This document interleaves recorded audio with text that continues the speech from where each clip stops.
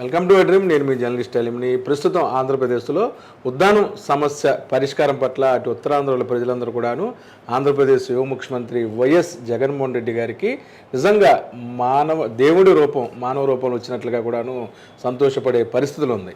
సుమారు 800 కోట్లకు పైగా కూడా అక్కడ వెచ్చించి ప్రాజెక్టులు నిర్మించడం, నీటి అవసరాలు తీర్చడం అనేది నిజంగా గౌరవ ముఖ్యమంత్రికి యాట్సప్ చెప్పాల్సింది ఎవరైనా.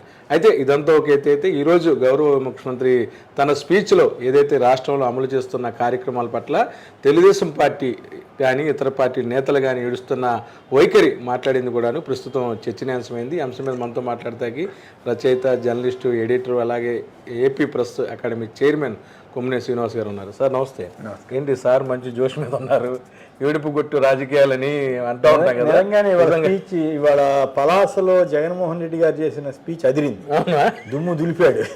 ఎట్లా అంటే నిజంగానే రోజు ఇప్పుడు చంద్రబాబు, పవన్ కళ్యాణ్ ఏదన్నా విమర్శలు చేశారంటే అర్థం ఉంది. ఈనాడు ఆంధ్రజ్యోతి వాళ్ళు రోజు ఏడవటమే తప్ప ఇంకోటి చేయలేదు కదా. చివరికి బైజూస్ కంటెంట్ ఇస్తుంటే ట్యాబ్లు కూడా ఇవ్వద్దని రాస్తున్నారు. ప్రజల్లో వైబ్స్ కూడా అలా వచ్చింది. అంత అధ్వానంగా నేనైతే ఊహించలే.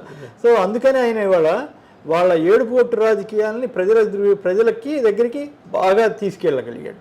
శుభ్రంగా ఇంగ్లీష్ మీడియం ఇస్తే ఏడుస్తున్నారు, విశాఖపట్నం పరిపాలనా రాజధాని చేద్దామంటే ఏడుస్తున్నారు, మీ అందరికీ అమ్మఒడి ఇస్తామంటే ఏడుస్తున్నారు, ఇళ్ల స్థలాలు ఇస్తే ఏడుస్తున్నారు, చేయూత కింద ఇస్తే ఏడుస్తున్నారు, ఏ చేసినా ఏడుస్తున్నారు. ఈ 3 నెలలు మనకి ఈ బాధ తప్పదు. ఈ ఏడుపు కొట్టు రాజకీయాలు ఉంటాయి, ఏడుపు కొట్టు వీళ్ళంతా. పైగా అక్కడ ఆయన చాలా కీలకమైన పాయింట్ 2-3 పాయింట్లు చెప్పారు. ఒకటి, చంద్రబాబు, పవన్ కళ్యాణ్, రామోజీరావు, రాధాకృష్ణ, ఇంకా XYZ ఎవరైతే తెలుగుదేశం తరఫున తెలుగుదేశం జనసేన తరఫున చేస్తారో వాళ్ళందరూ హైదరాబాద్లో ఉంటున్నారు. వాళ్ళు ఆంధ్రప్రదేశ్ పడి ఏడుస్తున్నారు. అది వాస్తవమే కదా ఆయన చెప్పిన దాంట్లో. వాళ్ళు ఇక్కడ లోకల్స్ కాదు. పోనీ చంద్రబాబు, పవన్ కళ్యాణ్ అన్నా ఇక్కడికి వచ్చి తిరుగుతున్నారు, ఏదో కింద మీద ఓటు అన్నా తీర్చుకున్నారు. రామోజీరావును, రాధాకృష్ణ ఇటువంటి వాళ్ళు అసలు ఏపీ కన్నా వస్తారా? ఏపీకే రారు కదా. ఓటు లేకపోయినా ఏపీకి సొంతంగా కాబట్టి ఇక్కడికి వచ్చి ఇక్కడ ఏదైనా పని చేస్తే, పోనీ చంద్రబాబు ఉన్నప్పుడన్నా వీళ్ళు ఏమైనా హెల్ప్ చేశారా? ఈ రాష్ట్రానికి ఏం చేయలేదు కదా. పైగా ఇక్కడ ఈ డబ్బు వాళ్ళకి బాగా ఉపయోగపడింది. రాధాకృష్ణ గారికి అయితే 800 కోట్లు సంపాదన అయిందో చాలా మంది చెబుతుంటారు కదా. అది నిజమా ఉట్టిదా అనేది పక్కన సహాయ నిధులు కూడా మిస్యూజ్ చేశారు రోజుల్లో వచ్చింది. అది వేరే సంగతి. కానీ చంద్రబాబు గారిని అడ్డం పెట్టుకుని వీళ్ళు వ్యాపారం, రాజకీయం అన్ని లాభపడతారు. ఇప్పుడు ఆయన లేకపోయేసరికి వాళ్ళకి చాలా ఇబ్బందిగా ఉందనేది ఎక్కువ మంది అభిప్రాయం. సో ఈ నేపథ్యంలో జగన్ గారు వాళ్ళందరినీ ఏడుపు కొట్టు రాజకీయాలన్నింటినీ, ఏడుపు కొట్టు రాతల్ని శుభ్రంగా కడిగి ఆరేశారు అనమాట. కడిగి ఆరేసి అసలు ఇక్కడ కీలకమైన విషయం ఏంటంటే, నేను కూడా చూశాను, పలాస అద్భుతమైనటువంటి ప్రాజెక్టు. మానవత్వం, హృదయం ఉన్న వాళ్ళు మాత్రమే చేయగలుగుతారు అట్లాంటి ప్రాజెక్టుని. ఏముంది లేదు 2 ఊళ్ళు 3 ఊళ్ళు లేకపోతే ఒక 20 ఊళ్ళ కోసం ఇన్ని 100 కోట్లు ఖర్చు పెట్టాలా అని అనుకోలేదు ఆయన. ఈ జనానికి, కిడ్నీ బాధితులకి ఉద్యానవనాలతో తొలతోగవలసినటువంటి ఆ ప్రాంతంలో ఈ రకమైనటువంటి కిడ్నీ బాధలతోటి ప్రజలు అల్లాటం అనేది చాలా బాధాకరమైన విషయం. 14 ఏళ్ళు చంద్రబాబు గారు సీఎంగా ఉంటే ఎందుకు ప్రయత్నం చేయలేదు? ఎందుకు కిడ్నీ రీసెర్చ్ సెంటర్ పెట్టలేదు? సూపర్ స్పెషాలిటీ ఆసుపత్రి ఎందుకు పెట్టలేదు? మరి దాని తోడు 2-3 నియోజకవర్గాలకి వాటర్, హీరా మండలం నుంచి, బ్యాక్ వాటర్ నుంచి గ్రావిటీ మీద చాలా పరిశుభ్రమైన నీరు, అక్కడ కిడ్నీ ఇట్లాంటి వ్యాధులకు అవకాశం లేకుండా ప్రయత్నం చేస్తారు. కలవకుండా అంత జాగ్రత్త తీసుకుని వాటర్ ఇస్తున్నారు. మరి ఇది గొప్ప విషయం కదా. ఇలాంటి గొప్ప విషయాన్ని మేమైతే ఒకప్పుడు పత్రికల్లో బ్రహ్మాండంగా ప్రొజెక్ట్ చేసేవాళ్ళం. ముందు అది చేసి లోటుపాట్లు ఏమైనా ఉంటే తర్వాత రాయండి, నాకేం అభ్యంతరం లేదు. కానీ వాళ్ళు ఈనాడు కానీ ఆంధ్రజ్యోతి కానీ రాసేయండి. అసలు దాన్ని కూడా వక్రీకరించుతూ ఇంకా పూర్తి అవ్వలేదు, అయినా ఇనాగ్రేట్ చేస్తుంది, ఈ ఏంటి నొప్పి, అక్కడ బిల్డింగ్ అయితే రెడీ అయింది, ఆసుపత్రి పెట్టారు, చాలా గ్రామాలకు నీరు వస్తుంది, మిగతా వాళ్ళకి కూడా ఇస్తారు. నీవు ఇనాగ్రేట్ చేయకుండా అట్లా ఉంటే సంతోషమా నీకు? అప్పుడేమో రాసేవాళ్ళు, ఇంతవరకు పూర్తి చేయలేదు అని రాసేవాడు, ఇంతవరకు అసలు చేయలేదు, ప్రారంభోత్సవం చేయలేదు అని అప్పుడు రాసేవాడు. సో ఈ నిజంగానే అది అయిన తర్వాత జగన్ గారు చెప్పిన దానికి వాళ్ళు చేసిన దానికి కరెక్ట్గా సరిపోయింది. వాళ్ళ ఏడుపుని చాలా చక్కగా ఎక్స్పోజ్ చేశారు. లేకపోతే బైజూస్కి ట్యాబ్లు కూడా వద్దని రాస్తున్నారండి, వద్దంటున్నారండి. ఎవడన్నా వద్దంటారండి? అది చాలా దారుణంగా ఉంది. సో ఇట్లా నేను స్వయంగా చూశాను అద్భుతమైన స్కీము. నాకు అది చూసిన తర్వాత జగన్ గారి మీద చాలా గౌరవం పెరిగింది. మరి గొప్ప స్కీమ్ తీసుకొచ్చాడు ఈయన. నేను అక్కడ చూశాను, కొత్త బిల్డింగ్ చూశాను, అక్కడ పెడుతున్న ఎక్విప్మెంట్ చూశాను. ఆ తర్వాత స్వయంగా కిడ్నీస్ మామూలుగా జనరల్ హాస్పిటల్ ఉంది పలాస్లో, అక్కడికి వెళ్ళాను. అక్కడ చాలా కుర్రాళ్ళు డాక్టర్లు భలే పనిచేస్తున్నారు. వాళ్ళందరికీ డయాలసిస్ అయినా చేస్తున్నారు. వాళ్ళతో కూడా మాట్లాడిచ్చారు. వాళ్ళు నిజంగా వాళ్ళకి ఎంతో శ్రద్ధతో చేస్తున్నారు. 74 చోట్ల అట్లాంటి సెంటర్స్ పెట్టారు.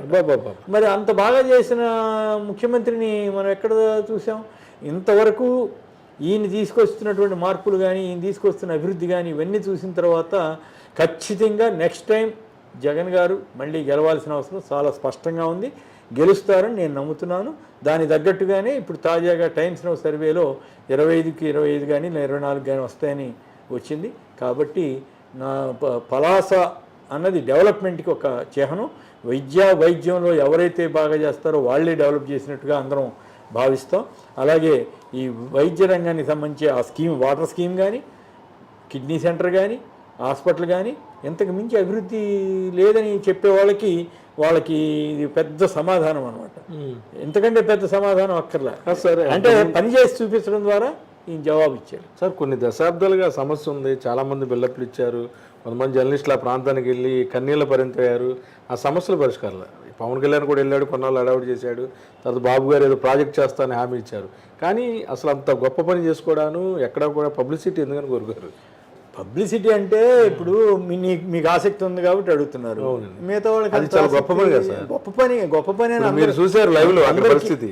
అందరికీ ఆలోచన పాజిటివ్గా ఇవ్వాల్సిన పరిస్థితి ఉంది. కానీ ఇప్పుడు ఏమైంది, మీడియా తెలుగుదేశాన్ని బుధాన్ని వేసుకునే మీడియా ఎక్కువగా ఉంది. వాళ్ళ అవసరాల కోసం వాళ్ళు ఇటువంటి వాటిని కూడా వక్రీకరించి రాస్తున్నారు. ఇప్పుడు ఇక్కడ పాయింట్ ఏంటంటే పవన్ కళ్యాణ్ గారు వెళ్ళారు, అడావుడి చేశాడు నిజమే. ఆ తర్వాత చంద్రబాబు గారు చేయాలి కదా, చేసేస్తున్నట్టు నటించాడు. వాళ్ళిద్దరిది మ్యాచ్ ఫిక్సింగ్ వ్యవహారం తర్వాత నాకు అర్థమైంది. నీకెందుకు నువ్వు వెళ్ళి నువ్వేదో అడావుడి, నేను తర్వాత చేసినట్టు చూపిస్తాను అని ఇద్దరు కలిసి మాయ చేశారు చెప్తే ప్రాక్టికల్గా ఏం చేయలేదు. అప్పట్లో 2500 ఉండేదంట పెన్షన్, ఈయన వచ్చిన తర్వాత 10,000 చేశాడు కిడ్నీ బాయ్.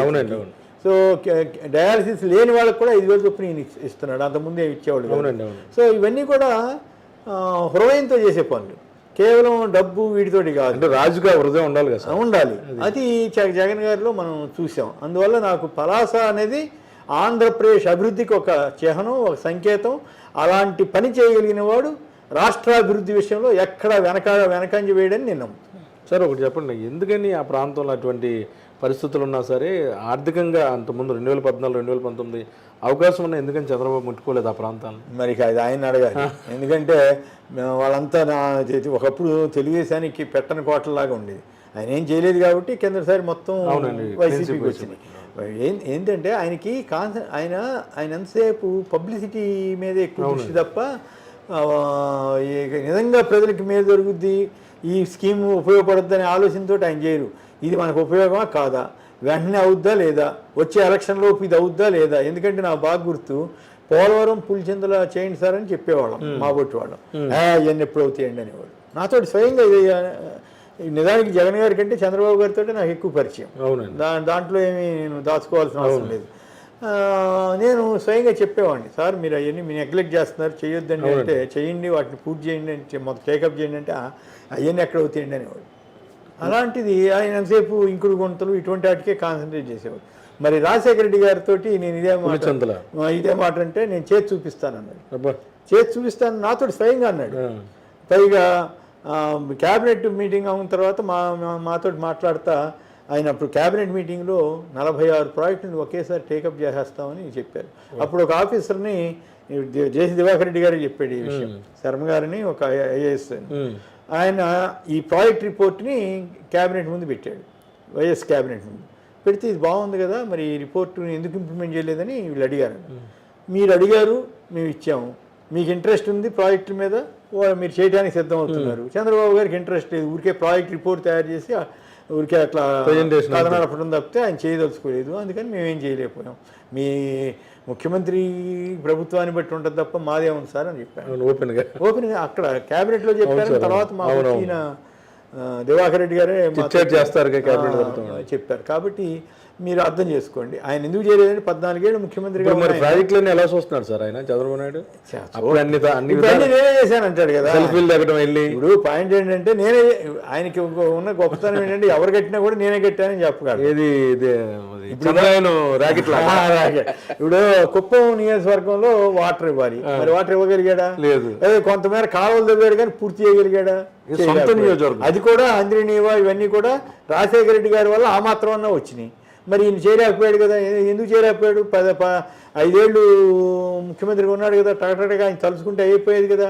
ఇక్కడ అమరావతిలో రియల్ ఎస్టేట్ వెంచర్కి ఇచ్చినటువంటి ప్రాముఖ్యత మిగతా జిల్లాల్లో ఇవ్వకపోబట్టే ఆయన 23 సీట్లకు పరిమితం అయ్యాడు.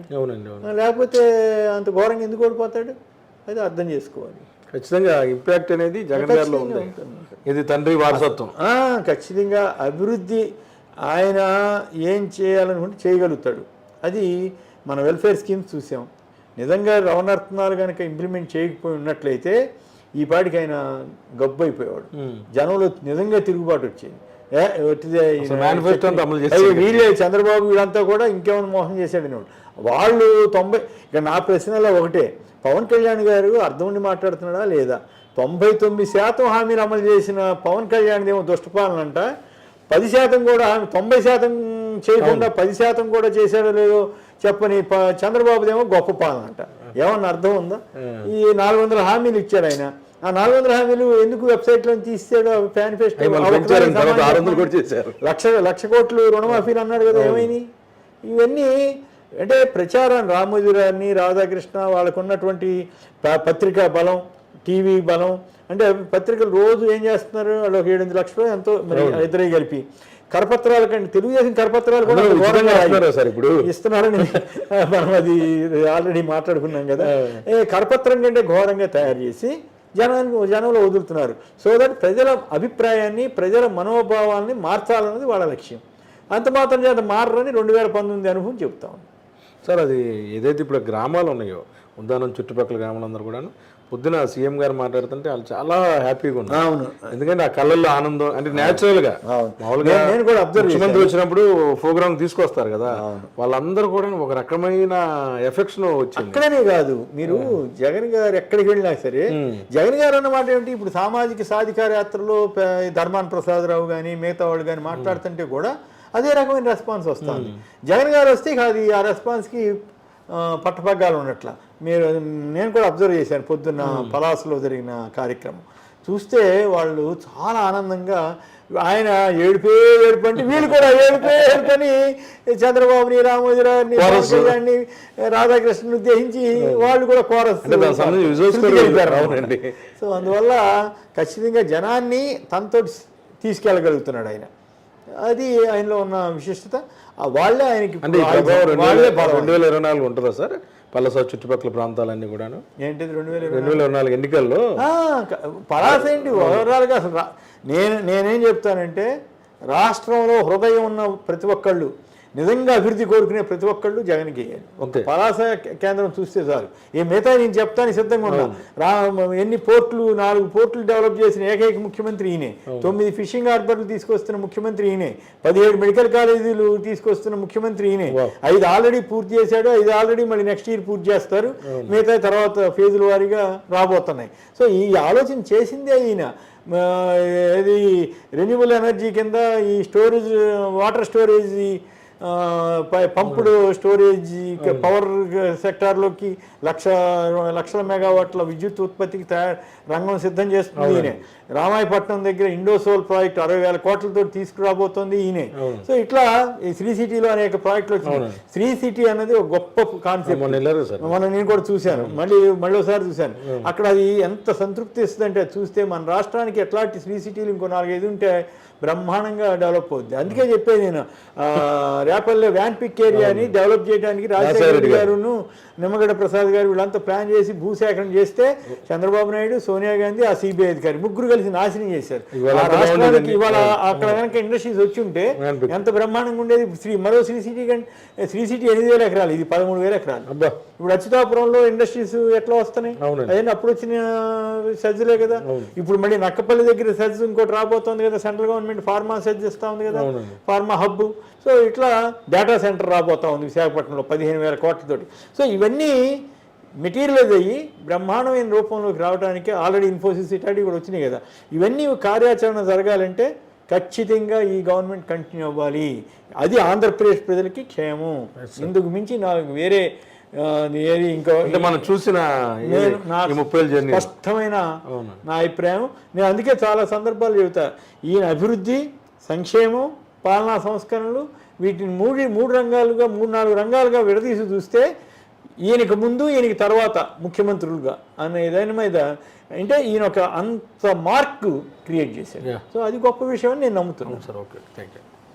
మొత్తమే కూడాను ఆంధ్రప్రదేశ్ యువ ముఖ్యమంత్రి వైఎస్ జగన్మోహన్ రెడ్డి ఉద్దానం అనేది అభివృద్ధి పక్కన పెడితే రాష్ట్రంలో అన్ని ప్రాంతాలు కూడాను అభివృద్ధి చేసిన విధానం చరిత్రలో తనకంటూ ఒక పేజీని రాసుకున్నారని చెప్పి కూడా చాలా స్పష్టంగా చెప్తున్నారు కొమ్మినేని శ్రీనివాస్ గారు. Video journalist Vijay